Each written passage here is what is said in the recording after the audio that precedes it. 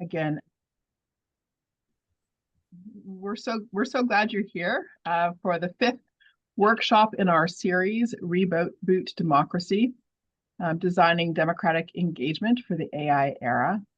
This series is a collaboration between Innovate US, the GovLab, and the Allen Lab for Democracy Renovation at Harvard University, my lab at the Kennedy School. We're very happy today to welcome Claudia. Yeah, there you go.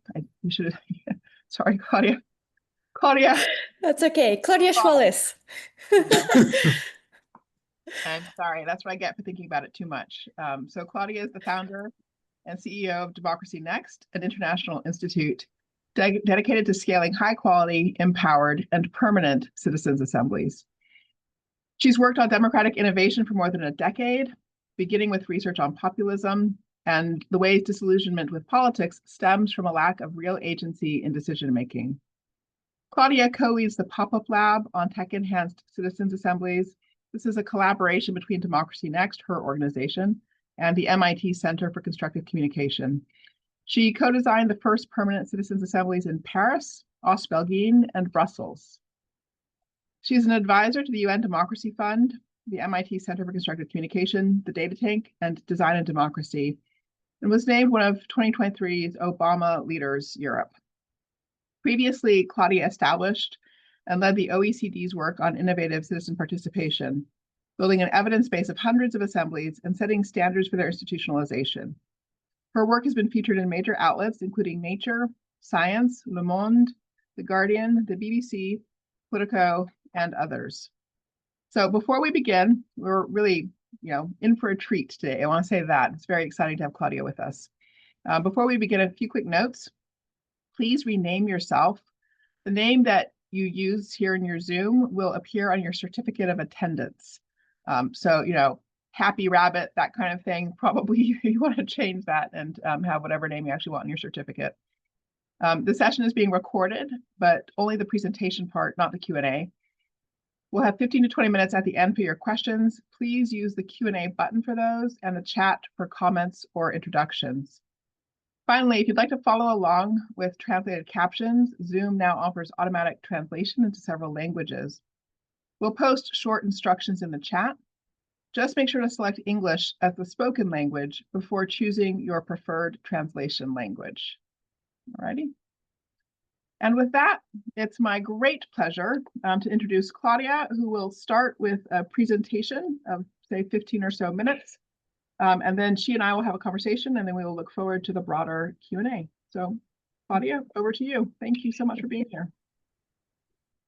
Fantastic. Thank you, Danielle. And thanks everyone for taking an hour out of your day to join us for this. I was really happy to be invited to share a bit of the work that we're doing. And well, I was saying to Danielle just before we started, it's also a nice opportunity to have a chance to share some of the newer things that I'm working on and thinking about. I would say half of this, the part about citizens' assemblies I've been working on for the past 15 years, and the part about AI and how that interacts with citizens' assemblies is more recent in the past year or two, and even every month there are new things. So I also am really curious to hear what kind of questions you have and how you've been thinking about this and using some of this technology in your own work as well. So I will kick off with a little presentation, as Danielle said, about citizens' assemblies and AI. And I guess for me, the starting point before diving into some of the meaty part of things is really about the step back of why am I even doing this work? And it's really motivated by the fact of feeling that around the world, people lack agency to be shaping the decisions that affect their lives. And a hypothesis that if people do have greater agency, that this leads to having a more resilient society where people have stronger trust between one another in institutions, that this leads to less polarization and a stronger sense of belonging. And on the other side of things, there's also a sense that our governance systems, as they have been designed and kind of implemented for quite a long time, are in some ways failing to address the hard, most complex issues that are kind of exemplary of our time today. And it's why I have an interest in citizens' assemblies as a mechanism that are brave spaces which allow for us to be able to leverage our collective intelligence, to be with the complexity of the issues that we face, and to find common ground with one another. These are really just like a better creative problem-solving mechanism for addressing some of these complex issues of our time. So I am going to take a moment and introduce citizens' assemblies. And so Danielle said this, the work that I'm doing at Democracy Next is we're an international research and action institute that's focused on scaling high quality, empowered, and permanent citizens' assemblies. And I guess the AI intersection also is really related to this focus on scaling. And I'm going to unpack what I'm talking about that later in this presentation. And the mission of my organization is to shift who has power and how we take decisions in government, but also other kinds of organizations of daily life.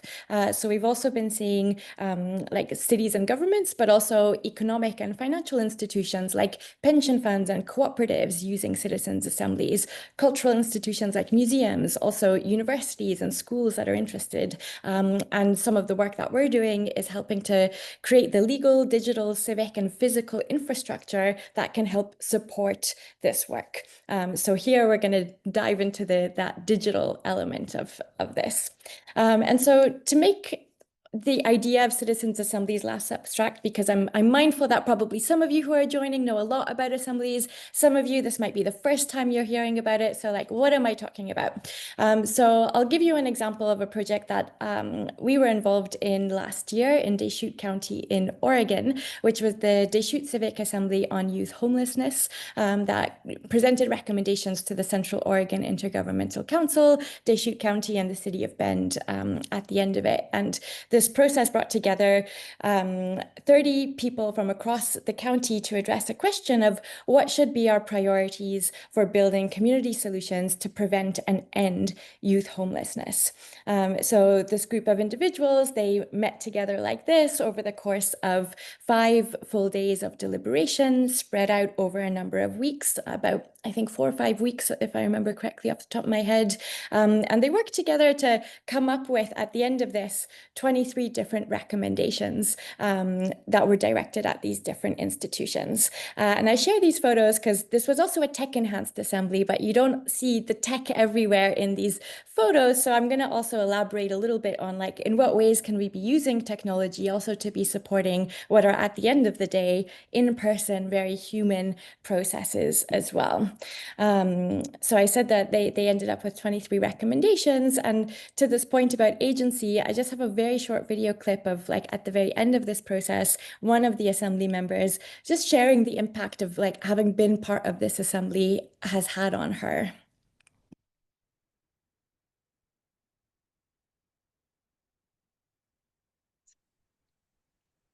I'm not sure we're I getting. can't hear the volume. Yeah. Oh. Right. Okay. I will share that video clip with people after that then. Basically, if she's just sharing how this is the first time in her life that she has felt her voice mattered, and why this process has also been something that has really kind of transformed like the way she sees things and why she's going to get more involved in her community as well after this.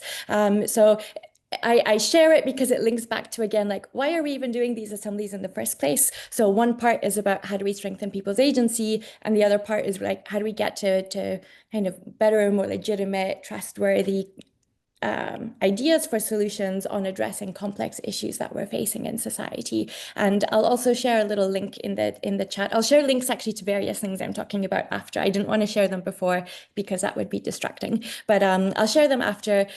We also just published just a few days ago, like 1 year on, an interview about all the different impacts that this assembly has been having, like on the people involved, on policy, on the moves to make this a permanent infrastructure in Central Oregon as well. But I wanted to zoom out now from that one example to say, like, that is one example out of hundreds that have been taking place of these kinds of citizens' assemblies all over the world. So this is a graphic from the OECD. This was actually work that I had done when I was at the OECD before founding Democracy Next. So it was over 700 examples globally. This was last updated in 2023. So my hypothesis is actually there's probably closer to about 1,000 examples that we have to date. And these are all examples only commissioned by governments. And we see from that data that these assemblies have tackled a really wide range of policy issues, most of them relating to things to do with the environment, strategic planning, urban planning, health, infrastructure. So again, the kind of very like complex issues that are not just of a yes or no nature, often of a somewhat longer term nature as well. And at the OECD, there's also quite a wealth of evidence based on the study of these over 700 examples about international standards of good practice and evaluation guidelines. And we kind of have a pretty good basis for how to do these assemblies well. And what makes them different to other kinds of participation that some of you may be more familiar with is these three key principles that are behind their design, which are sortition, deliberation, and rotation. And I'll just unpack them briefly. So sortition might sound like a wonky or unfamiliar word but I'm using it intentionally because I think it's just unfamiliar and there's nothing more wonky about it than elections. It just refers to the very ancient practice of randomly selecting decision makers, which we have in the jury system, and is being revived in contemporary times to also be used for policymaking and legislation, and these assemblies taking place on constitutional issues in some places as well.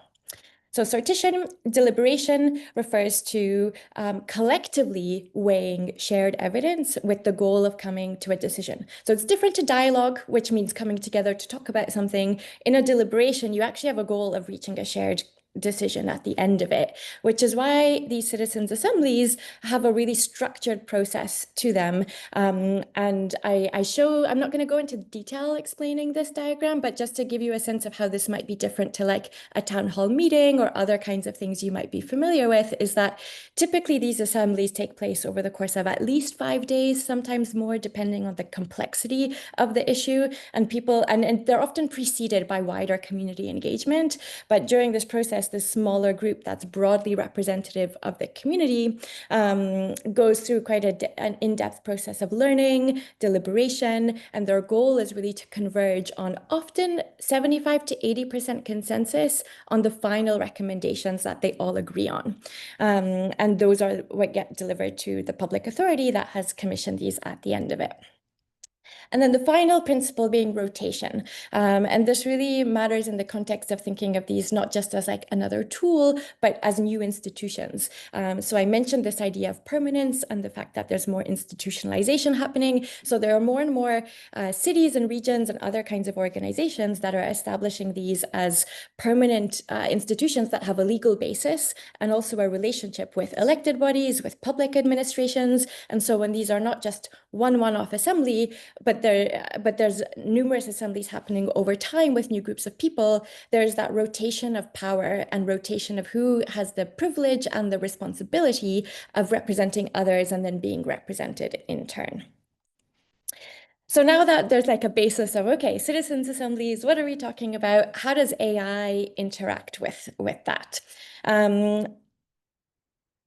A couple months ago, with my colleague Sammy McKinney, we wrote a paper that tried to give a little bit more nuance to this conversation, called 5 Dimensions of Scaling Democratic Deliberation with and Beyond AI.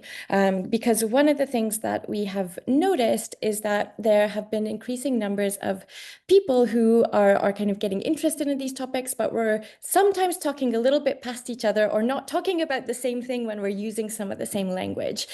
So we wanted to unpack a little bit about like, what does scaling democratic deliberation mean? Why is it valuable? And in what ways should we use AI to enable it? And again, as I just said, like this has been because there's been increasing interest in the concepts of scale, but we lack this shared vocabulary and framework for understanding it and its different dimensions.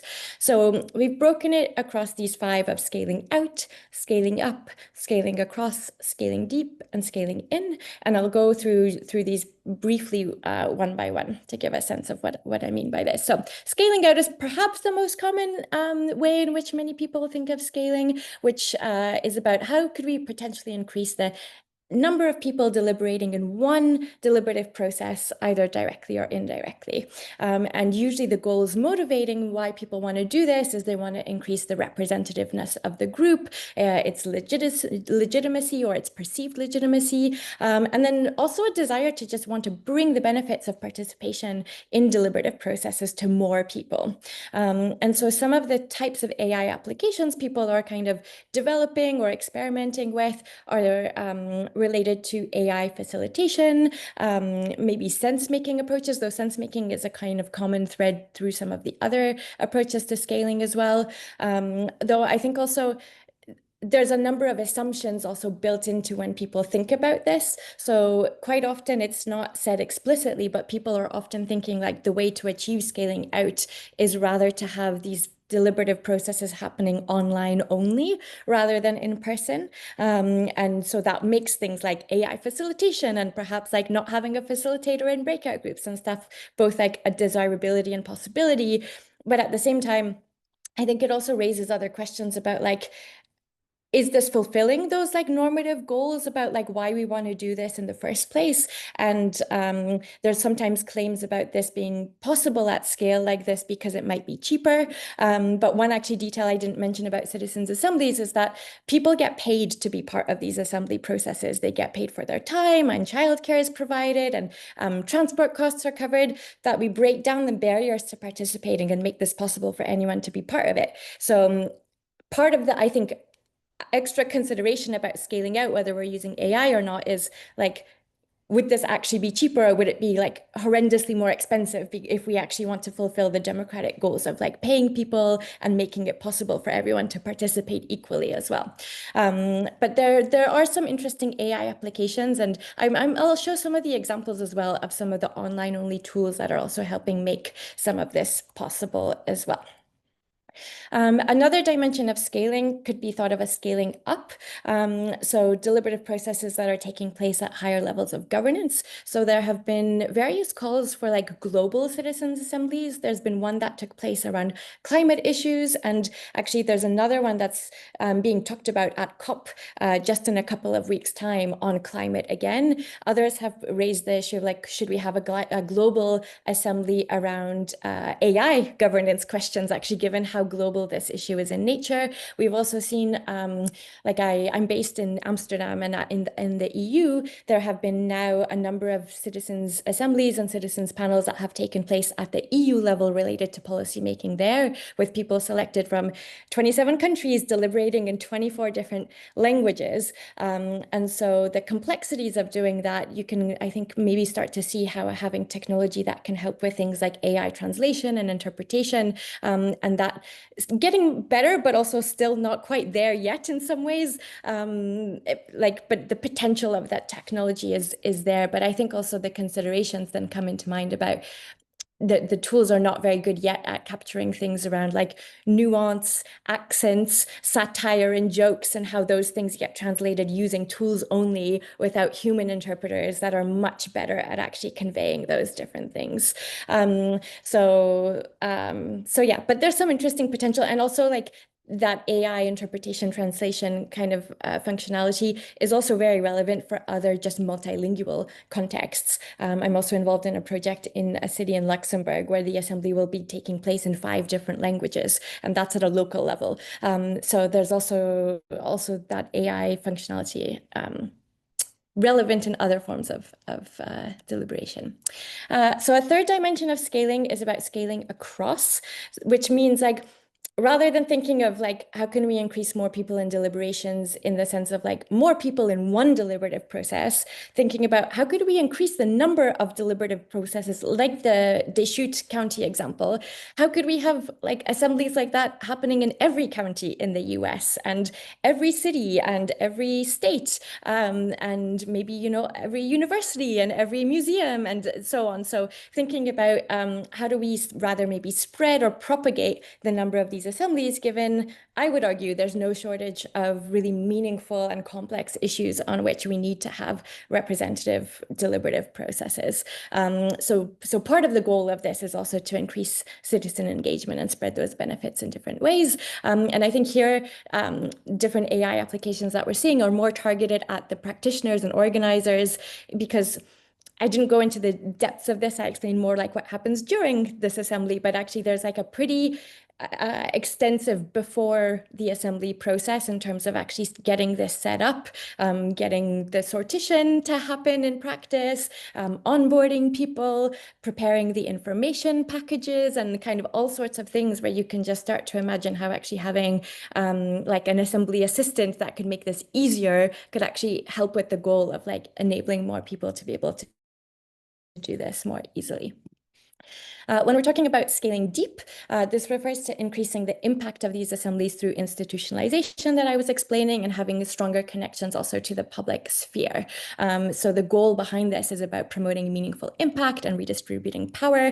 So I would argue on this one, this is probably the one where AI things are like the least important when considering that, because that's very human relational work that actually starts to shift power and get people to be wanting to set up permanent assemblies. But I think in terms of nonetheless thinking like what aspects of how assemblies are done are related to convincing people that it's worth institutionalizing. And I think being able to communicate better the outputs, which are anchored in the voice, is able to help connect with the wider public, and also support some of the aspects of the report writing and other things that are also really important kind of end results of these assemblies as well.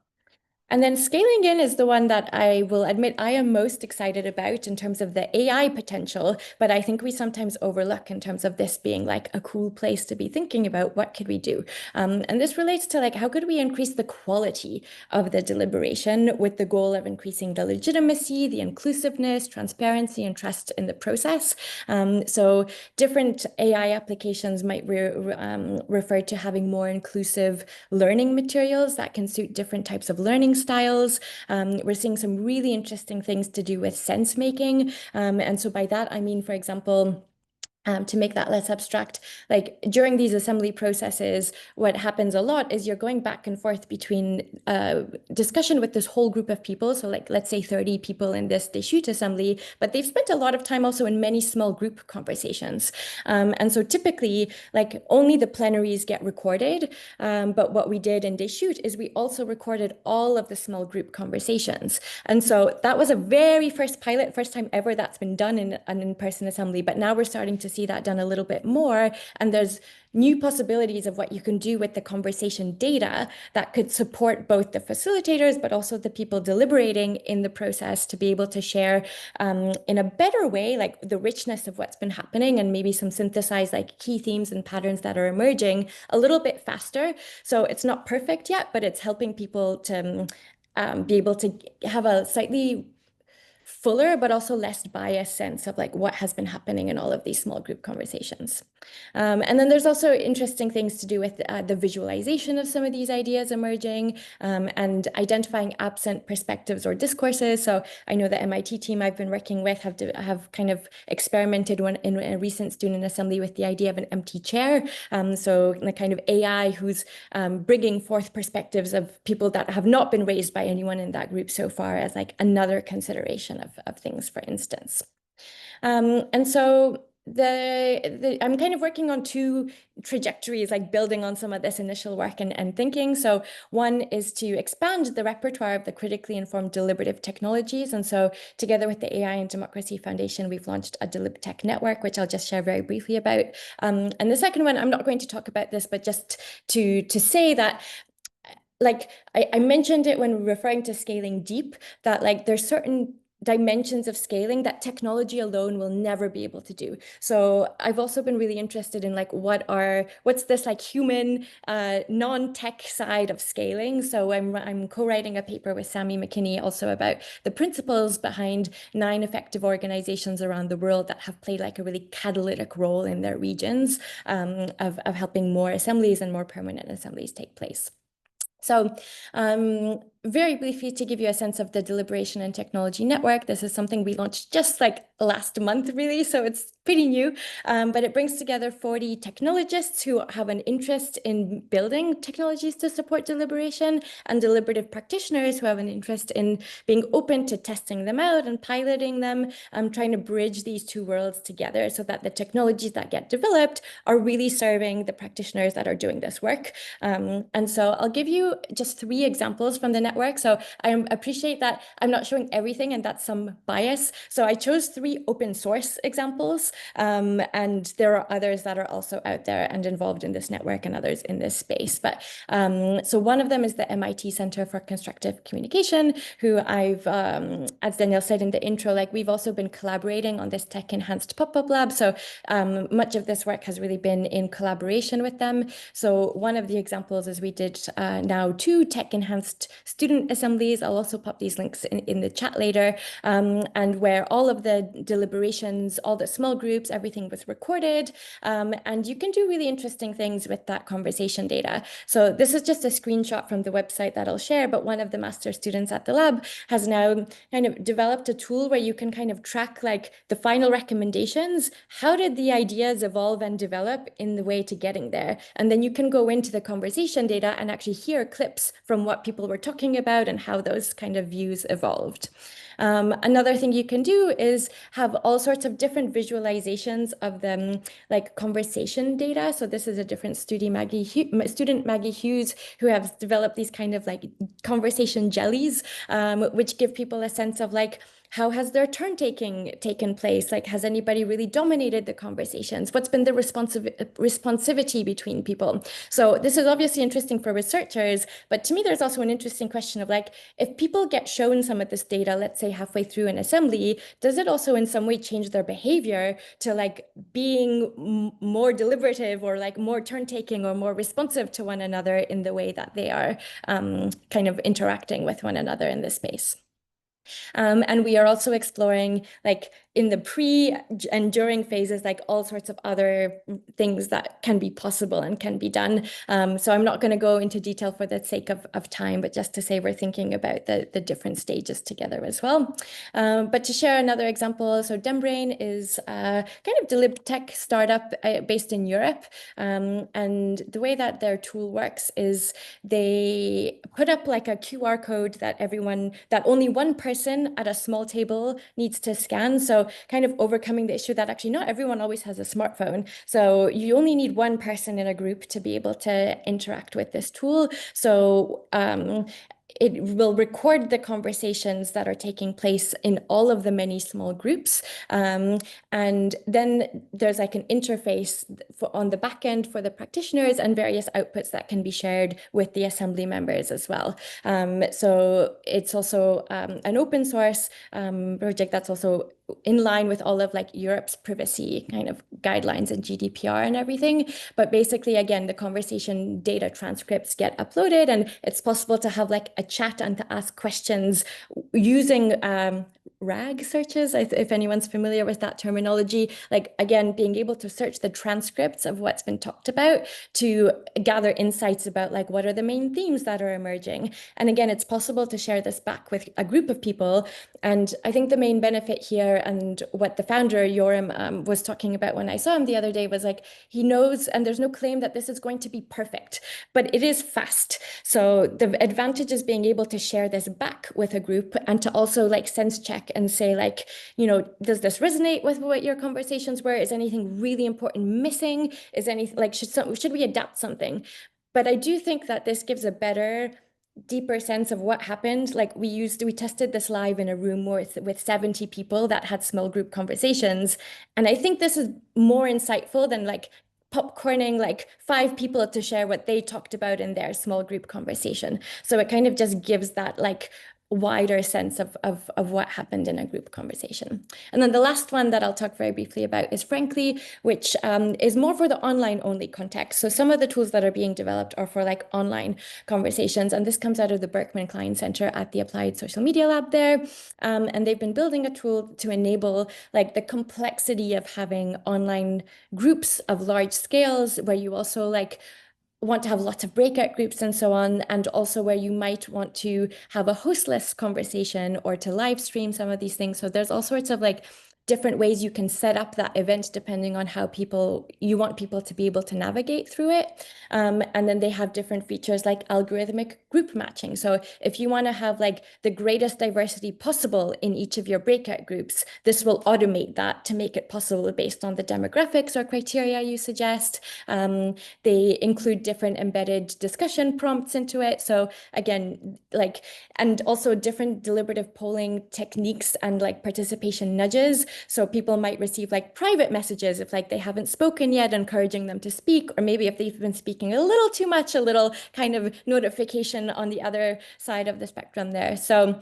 that gives you like some brief sense. There's so much to cover in 15 minutes, so I think I'm already a little over time. So I'm just going to say we're working on various different outputs as next steps. I won't go into detail about this now. And just to conclude, I really think that the path towards scaled deliberation is about bridging technological innovation with democracy's fundamental human elements, so that we have the trust, the connection, the understanding, the collective agency, which stays at the heart of like, why are we doing this? And a democratic future where technology is enhancing rather than replacing those rich interpersonal dynamics, which are at the heart of effective deliberation for increasing democratic resilience in an increasingly complex world.